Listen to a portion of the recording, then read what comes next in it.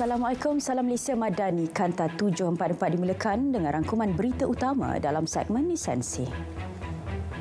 Syarikat KK Supermart dan Superstore Sdn Bhd serta pengarah-pengarah syarikat berkenaan akan didakwa di Mahkamah Session Shah Alam berkaitan isu penjualan stokin tertera kalimah Allah.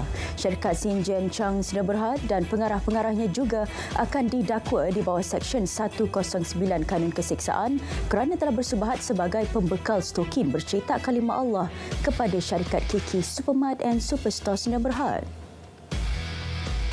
Kerajaan tidak campur tangan dalam siasatan penjualan stokin tertera kalimah Allah. Perdana Menteri menegaskan tiada tolak ansur terhadap perbuatan hina agama hingga menggugat keharmonian negara. Pelaku akan berdepan tindakan tegas dan profesional serta pendakwaan mengikut jalur undang-undang. 3 projek mega di Perak bakal mengangkat negeri itu sebagai antara negeri utama dalam pertumbuhan ekonomi negara. 3 projek tersebut, Taman Perindustrian Hijau Bersepadu Krian, Lembah Teknologi Tinggi Automotif Tanjung Malim dan Bandar Perindustrian Maritim Lumut. Keyakinan itu disuarakan Perdana Menteri berdasarkan kepada kesungguhan Menteri Besar dan pasukannya merealisasikan Pelan Perak Sejahtera 2030. Semua pihak bertanggungjawab untuk memastikan kanak-kanak dan remaja tidak terjerumus dalam isu sosial sehingga menggugat pembelajaran mereka di sekolah. Menteri Pembangunan Wanita, Keluarga dan Masyarakat menyatakan kementerian yang berkaitan perlu bersama-sama menyumbang saranan kepada Majlis Sosial Negara bagi memperbaik keadaan sosial dalam negara. Permohonan kewarganegaraan mampu diproses dan diluluskan dalam masa setahun setelah pindaan perlembagaan mendapat sokongan di Parlimen. Bagaimanapun, Menteri Dalam Negeri menegaskan perkara tersebut tertakluk dokumentasi yang lengkap. Pindaan perlembagaan persekutuan mengenai Undang-Undang Kewarganegaraan telah dibentangkan untuk bacaan kali pertama di Dewan Rakyat. Teknologi satelit orbit rendah bumi antara teknologi baharu yang sedang diteliti. Menteri Komunikasi berkata, keperluan itu untuk tingkatkan akses jalur lebar terutama di kawasan pedalaman. Teknologi jalur lebar tetap tanpa wayar berupaya membantu backhaul bagi menara yang jauh dari lokasi yang mempunyai gentian optik.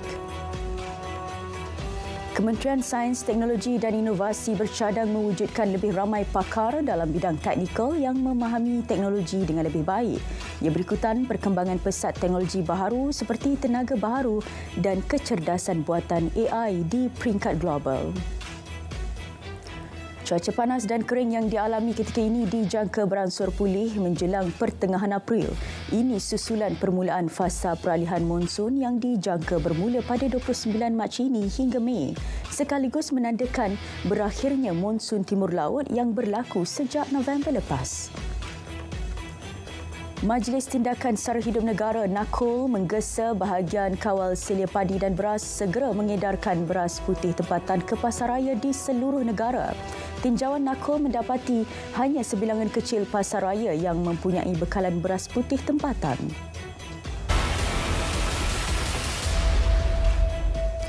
Suruhanjaya Pencegahan Rasuah Malaysia SPRM menahan 3 individu yang dipercayai terbabit dengan rasuah bagi melindungi aktiviti kemasukan barangan berharga melalui pintu masuk laut negara. Ia termasuk seorang pengarah agensi penguatkuasaan negeri. Kesemua suspek kes itu kini direman selama 3 hari. Seorang pegawai kanan dan seorang anggota badan beruniform dipercayai terbabit rasuah bagi melindungi aktiviti haram sekitar ibu negara telah direman. Suspek utama disyaki terima suapan antara tahun 2021 hingga 2024 daripada sindiket dalam bentuk tunai sebagai balasan melindungi aktiviti perjudian, maksiat dan gangsterisme. Sejumlah wang bernilai lebih 1.2 juta ringgit turut ditemui hasil serbuan di beberapa premis milik suspek. 46 parti diberkas hasil ups kutip Jabatan Imigresen di sebuah pusat beli belah di Jalan Imbi. Premis terbabit merupakan satu daripada 20 lokasi panas parti di ibu negara.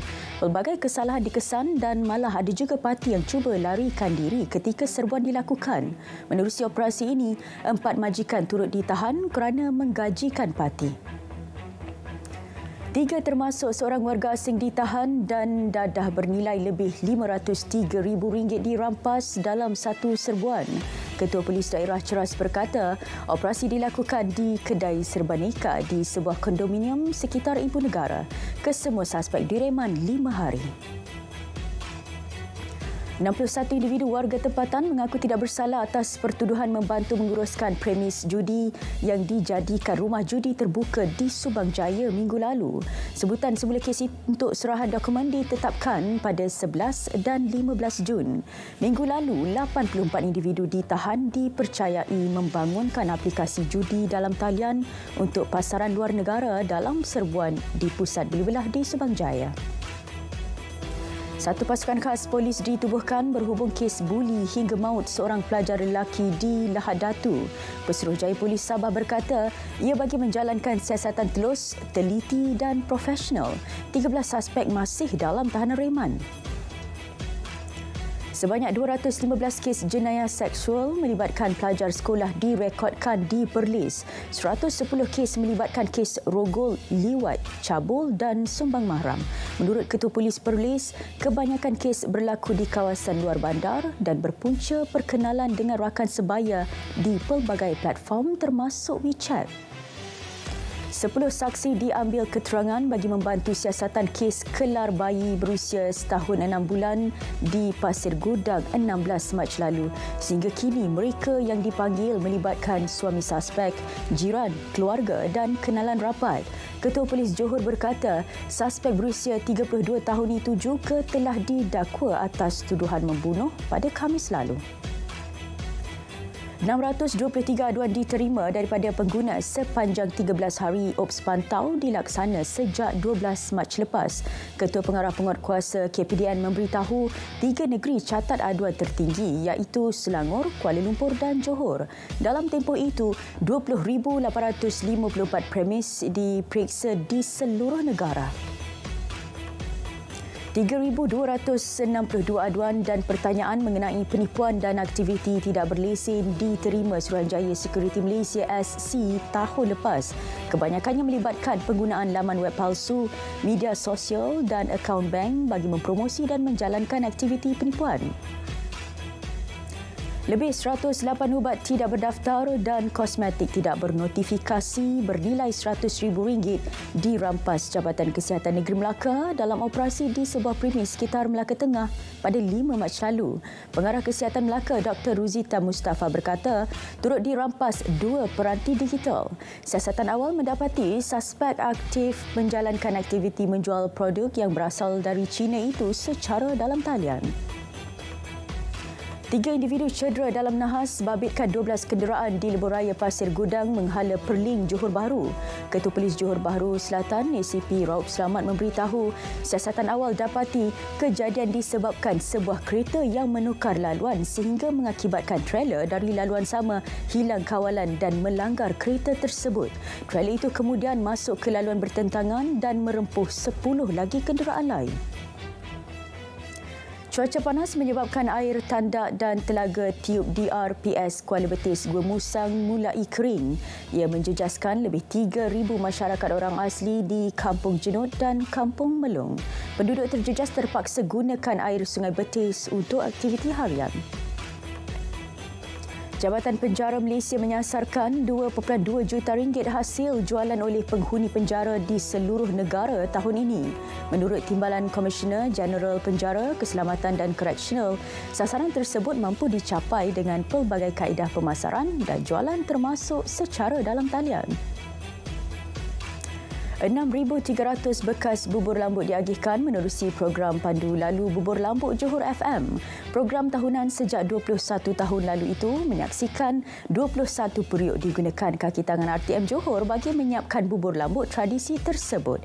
Program yang mendapat sumbangan 20 penaja itu dirasmikan Esko Pendidikan dan Penerangan Johor Aznan Tamim.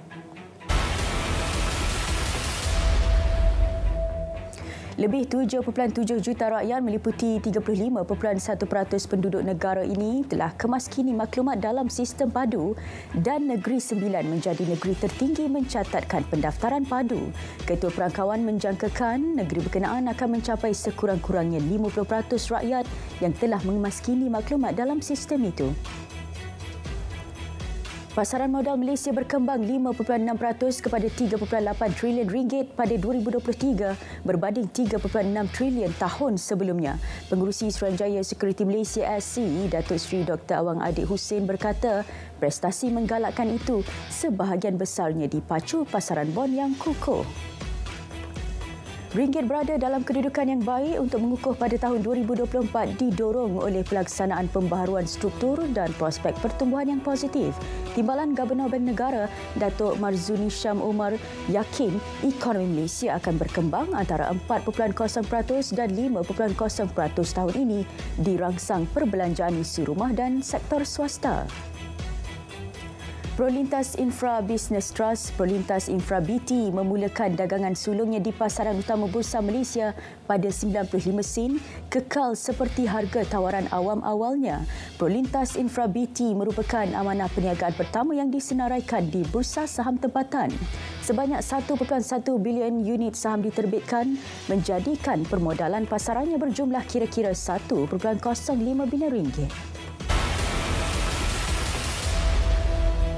Malaysia menggesa Majlis Menteri-Menteri Luar Negeri Pertubuhan Kerjasama Islam OIC bekerjasama dalam menyelesaikan konflik di bumi Palestin. Timbalan Menteri Luar Datuk Muhammad Al-Amin menyatakan pendirian tegas Malaysia itu dalam mesyuarat tergempar majlis berkenaan di Arab Saudi 5 Mac lalu. Menurutnya, rakyat Palestin bukan hanya menghadapi ancaman maut kerana serangan, malah juga kelaparan. Selepas lebih 5 bulan kekejaman Israel terhadap penduduk Gaza, Majlis Keselamatan Pertubuhan Bangsa-Bangsa Bersatu UNSC buat pertama kali pada Isnin menuntut gencatan senjata segera di Gaza. Resolusi itu menggesa kepada gencatan senjata yang berkekalan dan mampan serta menuntut Hamas membebaskan tebusan. Blok negara Arab membawa resolusi itu dan disokong kumpulan negara lain termasuk Slovenia, Switzerland, Jepun dan Korea Selatan. Tentera Israel mengeluarkan video terbaru mendakwa menemui senjata di Hospital Al-Shifa Gaza. Rejim Zionis itu mengatakan hospital berkenaan, hospital di Gaza digunakan oleh pejuang Hamas sebagai markas. Video dan gambar yang dikeluarkan itu kononnya sebagai bukti yang menyokong dakwaan dan serangan berterusan mereka ke atas fasiliti perubatan itu. Manakala Hamas dan pihak hospital serta petugas perubatan menafikan perkara berkenaan. Sementara itu, Israel turut mendakwa berjaya merampas pelbagai senjata canggih daripada diseludup masuk ke tebing barat. Senjata berkenaan termasuk serpihan logam dan periuk api anti-kereta kebal yang didakwa cuba diseludup dari Iran. Senjata itu ditemui semasa operasi terhadap pangkalan tentera Hizbullah di Lubnan dan pejuang revolusi Iran. Wanita di Gaza melahirkan anak tanpa air, makanan, kemah dan hidup dalam keadaan yang tidak boleh dibayangkan. Pengarah Eksekutif Wanita PBB menegaskan perlunya gencatan senjata dan bantuan di wilayah itu.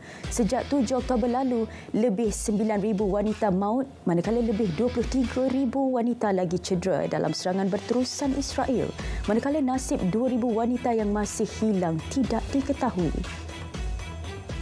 Agensi Bantuan dan Kerja Menyelamat Pertubuhan Bangsa Bersatu PBB bagi Pelarian Palestin UNRWA mendakwa Israel telah menyekat sepenuhnya penghantaran bantuan ke utara Gaza. Pesuruhjaya UNRWA Philippe Lazzarini berkata tindakan itu agak keterlaluan dan sengaja menghalang bantuan untuk menyelamatkan nyawa mangsa yang diancam kebuluran. Bantuan makanan menerusi agensi itu tidak dapat dihantar ke utara Gaza sejak 29 Januari lalu. 3 lagi suspek dipercayai terbabit serangan di Dewan Bandaraya Crocus Moskow dibawa ke mahkamah untuk direman. Media melaporkan ketiga-tiga suspek adalah daripada keluarga yang sama. Terdahulu, 2 suspek didakwa di Mahkamah Daerah Basmani atas tuduhan melakukan serangan pengganas. Serangan malam Jumaat itu mengorbankan 137 orang dan mencederakan lebih 180 yang lain. Baik, sekian Kanta 744 dari Sungai ke Segara, Palestin pasti merdeka. Assalamualaikum dan salam Malaysia Madani.